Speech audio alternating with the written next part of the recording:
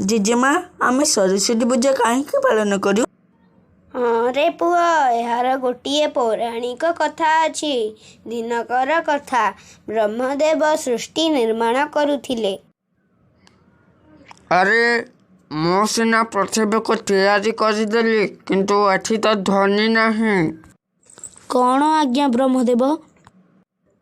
ମୁଁ ସିନା ସୃଷ୍ଟିର ରଚନା କରିଦେଲି, କିନ୍ତୁ ଏଠି ତ ଧ୍ୱନି ନାହିଁ। ଠିକ୍ ଅଛି ବ୍ରହ୍ମଦେବ, ମୁଁ ଦେବୀଙ୍କ ପାଖକୁ ଯାଉଛି। ପ୍ରଣାମ ଦେବୀ। କ'ଣ ଘଟିଛି ବିଷ୍ଣୁଦେବ? ବ୍ରହ୍ମଦେବ ସୃଷ୍ଟିର ରଚନା କରିଦେଇଛନ୍ତି, କିନ୍ତୁ ସେଥିରେ ଧ୍ୱନିର ଆବଶ୍ୟକତା ଅଛି। ଠିକ୍ ଅଛି ବିଷ୍ଣୁଦେବ।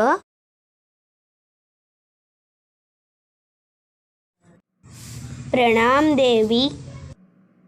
ସୃଷ୍ଟିରେ ଆପଣଙ୍କର ଧ୍ୱନିର ଆବଶ୍ୟକତା ଅଛି ଦେବୀ ସରସ୍ୱତୀ। ଆଜ୍ଞା ଦେବୀ।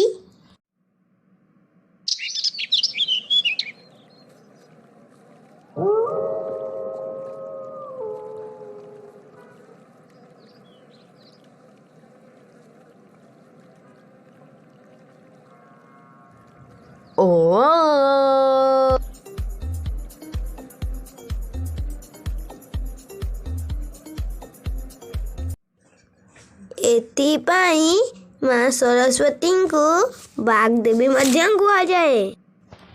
ଏହି ଦିନ ମା ସରସ୍ୱତୀ ଜନ୍ମ ନେଇଥିବାରୁ ଆମେ ଏହି ଦିନକୁ ସରସ୍ୱତୀ ପୂଜା ରୂପେ ପାଳନ କରୁ।